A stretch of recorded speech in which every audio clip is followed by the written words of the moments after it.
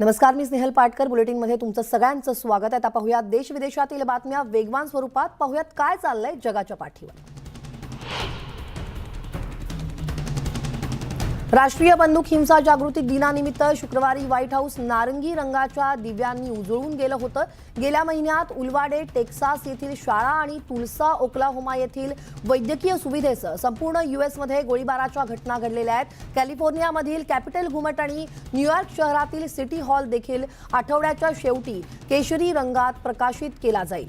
हा वार्षिक कार्यक्रम 8व्यांदा आयोजित करण्यात आलेला आहे. टेक्सासमधील उलवाडे येथील सेक्रेड हार्ट कॅथोलिक चर्च इथं शुक्रवारी जयला सिल्युएरो आणि जेस लुआनोस या दोन चुलत भावांवरती अंत्यसंस्कार करण्यात आले.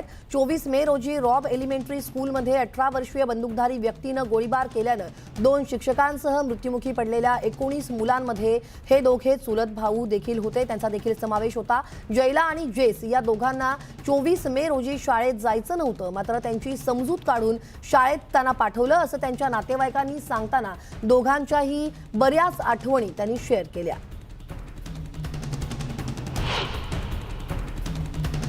यूएसमध्ये मे महिन्यात एकूण 3,90,000 नोकऱ्या उपलब्ध करून देण्यात आल्या, ज्यामुळे उच्च चलनवाढ आणि वाढत्या व्याजदरांच्या दबावाखाली अर्थव्यवस्थेला बळकटी देणाऱ्या ठोस भरतीचं प्रमाण वाढलंय. अध्यक्ष जो बायडेन यांनी मे महिन्यातील नोकर भरतीच्या अहवालाचं स्वागत केलं. बायडेन म्हणाले की त्यांच्या प्रशासनानं अर्थव्यवस्थेवर केलेल्या प्रगतीमुळे महागाईचा सामना करण्यास मदत होऊ शकते. मे महिन्यात बेरोजगारीचा दर 3.6% इतका होता. तो आणखी कमी होण्यास मदत होईल.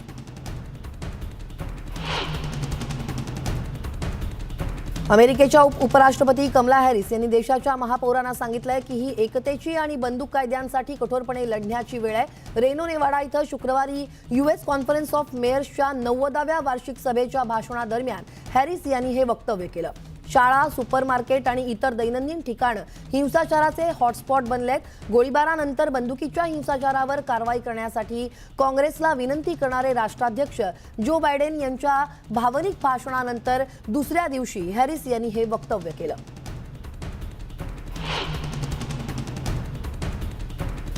न्यूयॉर्कच्या गव्हर्नर कॅथी हॉचुल यांनी बफेलो येथील एका सुपरमार्केटमध्ये गेल्या महिन्यात झालेल्या वर्णद्वेषी सामूहिक गोळीबाराला प्रतिसाद म्हणून नवीन बंदूक कायद्यांच्या संचावरती स्वाक्षरी करण्यासाठी योजना आखली आहे. या हल्ल्यात 10 लोक मारले गेलेत. न्यूयॉर्कच्या विधानसभेनं 21 वर्षांखालील कोणालाही अर्ध स्वयंचलित रायफल खरेदी करण्यास किंवा बाळगण्यास बंदी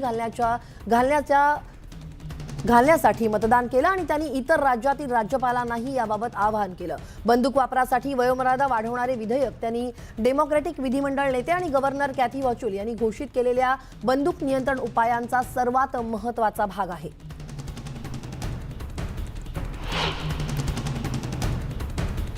न्यूयॉर्क सिटी सबवे ट्रेनवरती सामूहिक गोळीबार झाल्यानंतर महापौरांनी एक उच्च तंत्रज्ञान कल्पना मांडली. तिथं एक स्कॅनर तैनात करा, जेणेकरून ट्रान्झिट सिटीमधून एखादी व्यक्ती बंदूक घेऊन जाताना सहज सापडेल आणि शस्त्रास्त्रांसाठी मोठ्या संख्येनं लोकांचे त्वरित स्कॅन करण्याचं तंत्रज्ञान अस्तित्वात आहे. ते सुद्धा स्पोर्ट्स स्टेडियम आणि थीम पार्क यासारख्या ठिकाणी लोकांना स्क्रीनिंग करण्यासाठी वापरलं जात आहे. परंतु सुरक्षा तज्ज्ञांचं म्हणणं आहे की शहराच्या सर्व भागात अशी यंत्रणा बसवणं अशक्य आहे.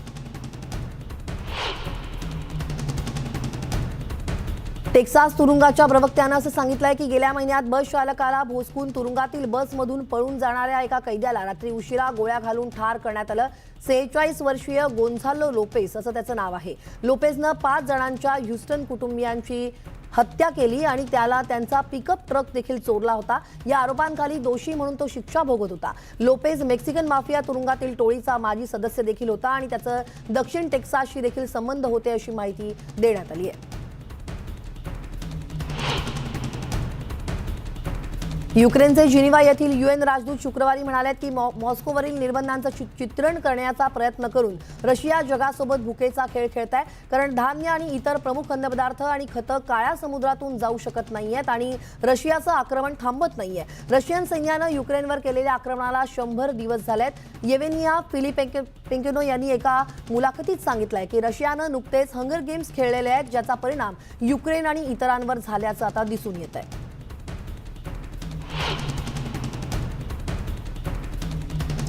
चीनचे परराष्ट्र मंत्री वांग यी यांनी शुक्रवारी पूर्व तिमोरमधील अधिकाऱ्यांशी चर्चा केली, कारण त्यांनी 10 दक्षिण पॅसिफिक राष्ट्रांशी महत्त्वाकांक्षी करार करण्यात अयशस्वी झाल्यानंतर आपला प्रादेशिक बेट हॉपिंग दौऱ्यावरती ते गेले आणि राजधानी दिल्ली येथे आल्यानंतर वांग यांनी पूर्व तिमोरचे अधिकारी अदलजिजा मॅग्नो यांची भेट घेतली। 2 उच्च राजनैतिक अधिकाऱ्यांनी मत्स्यपालन आणि पाणी स्वच्छता विषयक करारांवरती स्वाक्षऱ्या केल्या। चीनने पूर्व तिमोरच्या आरोग्य सेवा प्रणालीच्या विकासावरती देखील पाठिंबा देण्यास सहमती दर्शवलेली आहे, ज्यात रुग्णालय बांधून तिथे वैद्यकीय पथकं पाठवली जाणार आहेत।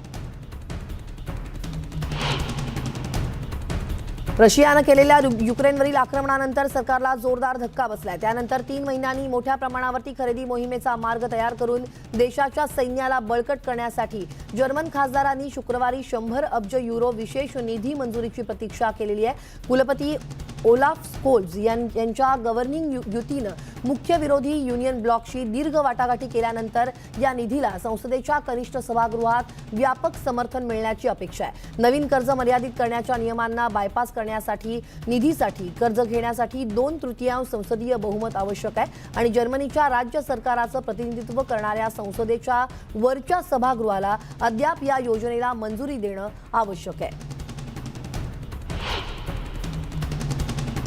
पोलिसांनी दिलेल्या माहितीनुसार नुकत्याच झालेल्या पाठीच्या शस्त्रक्रियेनंतर त्यांच्या सर्जनला सतत दुखण्याबद्दल दोष देणाऱ्या एका व्यक्तीनं तुलसा वैद्यकीय कार्यालयात गोळीबार केला। त्यापूर्वी AR शैलीची रायफल त्यानं विकत घेतली होती आणि स्वतःला गोळीबार करण्यापूर्वी त्यांनी सर्जन आणि इतर 3 लोकांना ठार केलं। तुलसा पोलीस प्रमुख अधिकारी वेंडेन फ्रँकलिन यांनी गोळीबार करणारा 45 वर्षीय युवक आहे आणि त्यानं मायकेल लुईस असं त्या आरोपीचं नाव आहे। पोलिसांच्या माहितीनुसार बंदूकधाऱ्याच्या पाठीवर नुकतीच शस्त्रक्रिया झाली होती आणि त्यानं वारंवार वेदना होत असल्याची तक्रार करून क्लिनिकला कॉल केला। पोलीस प्रमुख अधिकारी फ्रँकलिन यांनी बुधवारी शस्त्रक्रिया करणारे doctor Peston Phillips, doctor Stephanie Hussain, receptionist Amanda Glenn आणि विलियम लव यांच्यावरती गोळीबार करत त्याने नंतर स्वतःवरती देखील गोळी झाडली। अमेरिकेचे परराष्ट्र सचिव अँटनी ब्लिंकन यांनी शुक्रवारी परराष्ट्र खात्यात आपल्या डॅनिश नेत्यांची भेट घेतली। ब्लिंकन आणि डॅनिश परराष्ट्र मंत्री जेप्पे फोफोकोड यांनी या दोघांनी असं सांगितलंय की युक्रेनमधील रशियन आक्रमण त्यांच्या चर्चेचा एक भाग असेल। त्यांनी असं सांगितलंय की हे आमच्यातील सर्वात महत्त्वाच्या नातेसंबंधांपैकी असून आमच्या जवळचे सहयोगी आणि भागीदारांपैकी एक असल्याचं ब्लिंकन म्हणाले।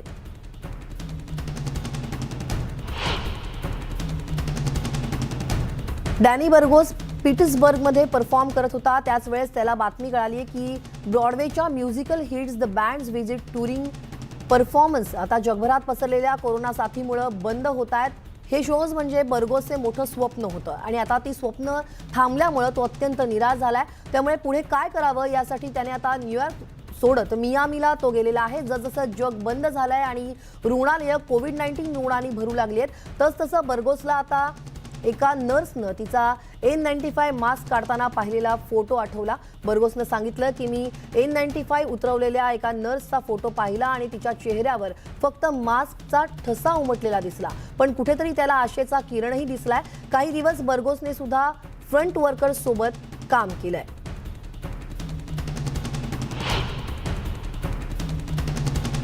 युक्रेनमधील रशियाच्या लष्करी कारवाईला 100 दिवस झाले, त्यामुळे अनेक सामान्य रशियन लोकांचं जीवन लक्षणीय बदललंय। सुरुवातीस लष्करी कारवाई रशियन क्षेत्रापासून दूर असल्याचं दिसत होतं, तरी देखील काही दिवसातच पाश्चात्य सरकारांच्या अभूतपूर्व आणि अनपेक्षितपणे मोठ्या प्रमाणावरती निर्बंध आणि कॉर्पोरेशन्सकडून आर्थिक नियम लागू केल्याचा परिणाम अनेक सामान्य नागरिकांवरती जाणवू लागलाय। शेकडो परदेशी आणि आंतरराष्ट्रीय कंपन्यांनी रशियामधून आपला व्यवसाय काढून घेतल्यामुळे एकेकाळी सुरक्षित असलेल्या हजारोंच्या नोकऱ्या युद्धामुळे आता धोक्यात आल्यात।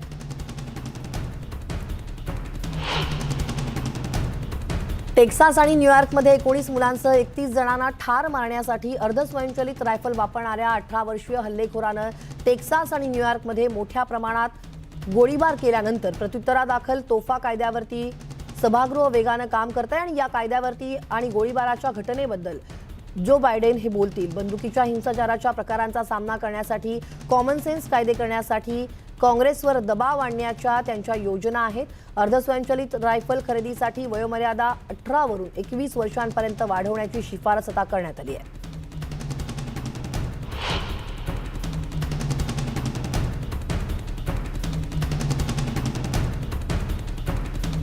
येमेनमधील युद्ध गुन्ह्यांमध्ये कथित सहभागासाठी 3 फ्रेंच शस्त्रास्त्र उत्पादकांविरुद्ध एनजीओच्या एका गटानं गुरुवारी खटला दाखल केला. नागरिकांना जाणून बुजून लक्ष्य करण्यात आल्याचे पुरेसे पुरावे असूनही त्यांनी डिसॉल्ट एव्हिएशन, थेल्स ग्रुप आणि एमबीडीए फ्रान्सवरती 2015 पासून शस्त्र विकल्याचा आरोप त्यांनी केलाय.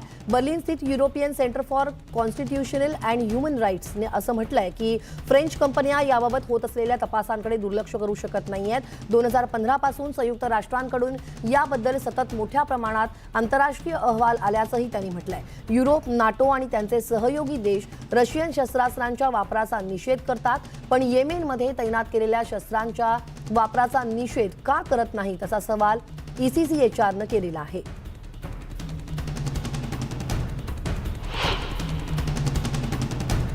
कॅलिफोर्नियात दुष्काळाचं सावट आहे, त्यामुळे घराबाहेरच्या गवतावरती पाणी देण्यास बंदी घालण्यात आली आहे. यावर या उन्हाळ्यात ऑफिस पार्क्स, कॉलेज कॅम्पस किंवा कॅलिफोर्नियाच्या काही शेजारील भागात गवताऐवजी प्लास्टिक कार्पेट किंवा कृत्रिम गवत वापरण्याचा निर्णय घेण्यात आलाय. मॅनहॅटन बीच परिसरात जानेवारीपासून पाण्यावर निर्बंध आहेत, त्यामुळे इथले घरमालक पेलिन प्रांट यांनीही हाच पर्याय निवडलाय. पाणी वापरणाऱ्यांवरती प्रतिदिन $500चा दंड आकारला जाऊ शकतोय, पण या निर्बंधांच्या पलीकडे कॅलिफोर्नियात पाणी पुरवठा करणाऱ्या सुमारे 400 स्थानिक जलजिल्ह्यांनी संवर्धन कृती वाढवणं आवश्यक आहे. कॅलिफोर्नियात सलग 3 वर्ष दुष्काळ आहे. 1200 वर्षांतील सर्वात भीषण दुष्काळ आहे आणि उष्ण तापमानामुळे जलसंवर्धन कार्यक्रमात आता आव्हानं देखील वाढत आहेत. 10 जूनपासून व्यवसाय, औद्योगिक सुविधा आणि महाविद्यालय, रुग्णालय आणि सरकारी सुविधा तसंच घरमालकांच्या संघटनांनी व्यवस्थापित केलेल्या जागांच्या बाहेरील जागेवरच्या गवतावर देखील पाणी घालण्याची परवानगी आता दिली जाणार नाहीये.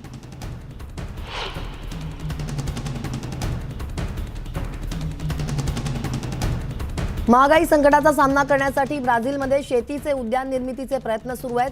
कोरोना काळात रिओ डी जेनेरिओ येथे अनेकांनी नोकऱ्या गमावल्या, त्यामुळे पोट भरण्यासाठी अन्न विकत घेण्यासाठी आता संघर्ष सुरू झालाय. त्यामुळे हजारो कमी उत्पन्न असलेल्या रहिवाशांना दिलासा मिळू शकतो. 2021 मध्ये सुरू झालेला हा प्रकल्प 2024 पर्यंत पूर्ण होईल आणि 50,000 स्थानिक कुटुंबांना अन्न सुरक्षा मिळू शकेल. तब्बल 15 फुटबॉल खेळपट्ट्या यामुळे व्यापणार आहेत. इतक्या 11 हेक्टर जमिनीवरती एकच उद्यान तयार करण्याची ही योजना आहे. उपासमार आणि आर्थिकदृष्ट्या उपेक्षित रहिवाशांना परवडणारं आणि निरोगी अन्न उपलब्ध नसणं या समस्यांवरती उपाय करण्यासाठी स्थानिक नगरपालिका अधिकाऱ्यांच्या भागीदारीत कार्यकर्ते आणि नेत्यांच्या नेतृत्वाखालील चळवळीचा हा उपक्रम असणार आहे.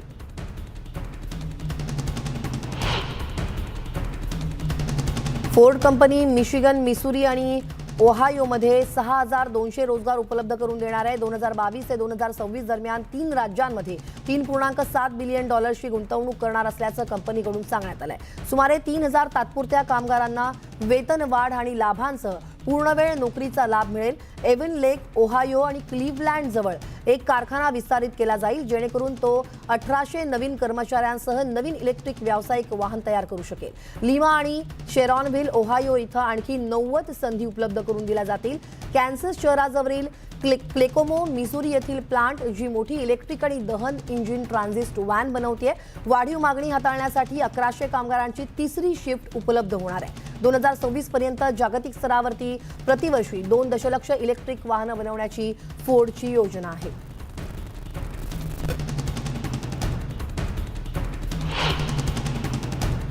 या बातम्यांसह या बुलेटिनमध्ये वेळ झाली एका छोट्याशा ब्रेकची. ब्रेकनंतर इतरही काही घडामोडी पाहायच्या, तेव्हा कुठेही जाऊ नका. पहा फक्त न्यूज 18 लोकमत.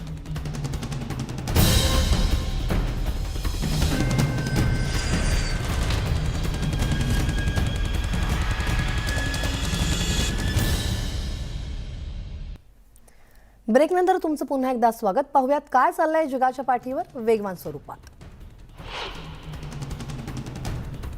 यूएईमध्ये आयफा वीकेंडला बॉलिवूड स्टार्स उपस्थित होते. 2020 आणि 2021 मध्ये कोविड-19मुळे आयफा पुरस्कार सोहळ्याचं आयोजन केलं गेलं नव्हतं, पण यावर्षी सगळं बॉलिवूड 22व्या आंतरराष्ट्रीय भारतीय चित्रपट अकादमी पुरस्कारांसाठी अबुधाबीमध्ये पोहोचलंय. आयफा रॉक्स 2022 मध्ये सलमान खान, रितेश देशमुख आणि मनीष पॉल आयफा अवॉर्ड्सचं सूत्रसंचालन करतील.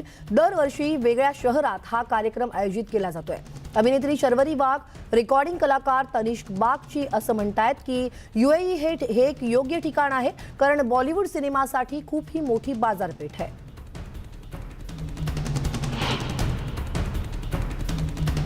जेनिफर लोपेझला MTV चित्रपट आणि टीव्ही पुरस्कारांमध्ये तिच्या चित्रपट आणि टेलिव्हिजन कामगिरीबद्दल सन्मानित केलं जाईल। नेटवर्कने तशी घोषणा केली आहे की लोपेझला रविवारी सांता मोनिका कॅलिफोर्निया इथं जनरेशन अवॉर्ड मिळेल। हा पुरस्कार अशा अभिनेत्यांचा गौरव करतो की ज्यांचे चित्रपट आणि टीव्ही या दोन्ही क्षेत्रातील विविध योगदानांमुळे त्यांचं नाव घराघरात पोहोचलंय।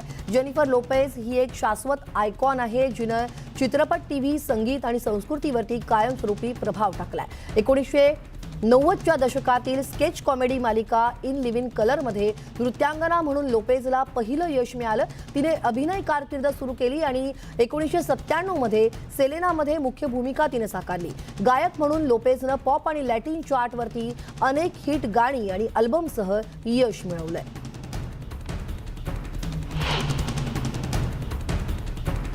या वर्षाच्या MTV चित्रपट आणि टीव्ही पुरस्कारांचे होस्ट ताशिया ॲडम्स म्हणते की गेल्या वर्षी पॉपकॉर्न पुरस्कार जिंकणं आणि या वर्षी शो होस्ट करणं म्हणजे तुम्ही ज्यासाठी काम करता त्याचीच ही प्रचिती आहे।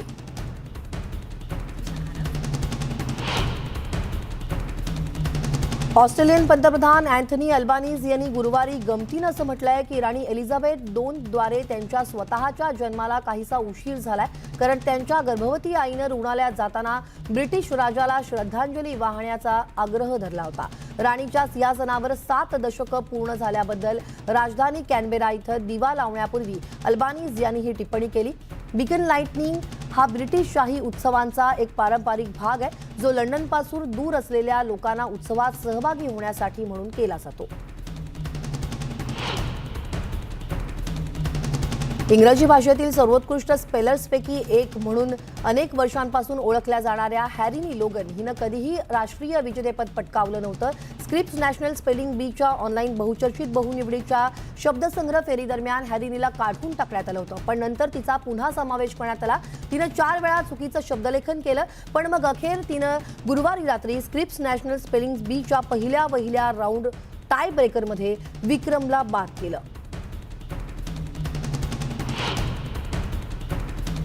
मिल्वॉकी काउंटी प्राणी संग्रहालयात जिराफाच्या पिल्लाचा जन्म झालाय। या जिराफ मादीचा जन्म 27 मे रोजी झालाय। मार्ली जिराफाचं हे 3रं पिल्लू आहे। तिचा सर्वात अलीकडील माया हे पिल्लू 2018 मध्ये जन्माला आलं होतं। आता जन्मलेल्या पिलाचा जन्म झाल्याच्या दुसऱ्या दिवशी पशुवैद्यकांनी त्याचं वजन केलंय आणि 164 पाऊंड त्याचं वजन आहे आणि उंची 6 फूट त्याची उंची नोंद करण्यात आली आहे। जिराफ हा आफ्रिकेतील जंगलात सवानामध्ये आढळतात आणि प्राणी संग्रहालयाच्या मते त्यांची संख्या आता झपाट्यानं कमी होतीये।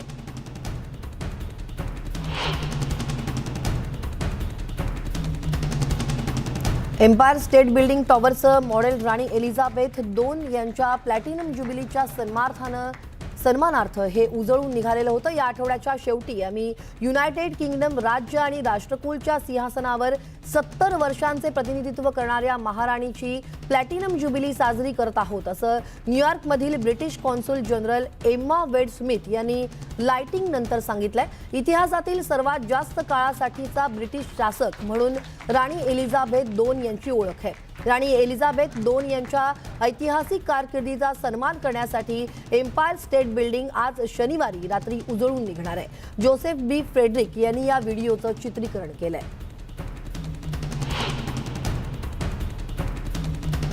युनायटेड स्टेट्सची मीना हरिगे आणि ऑस्ट्रेलियाची मिंजी ली यांनी महिला US ओपनच्या अर्ध्या टप्प्यावरती आघाडी घेतली आहे। हे दोन्ही खेळाडू एकूण 9 अंडरवरती आहेत। दक्षिण कोरियाच्या हायचिन चोई आणि स्वीडनच्या ॲना नॉर्डक्विस्ट पाईन येथे जवळच्या चॅलेंजर्स पासून 2 शॉट्स क्लिअर आहेत।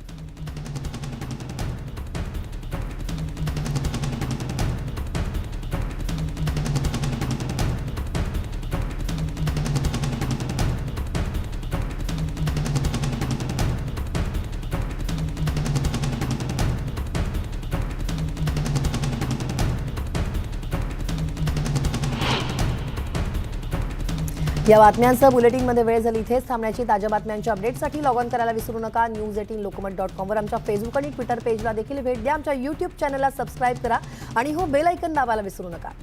थोड्याच वेळात महत्त्वाच्या घडामोडींचं पुढचं बुलेटिन पाहूयात। माझा सहकारी अजिंक्य सोबत पहा फक्त News18 लोकमत।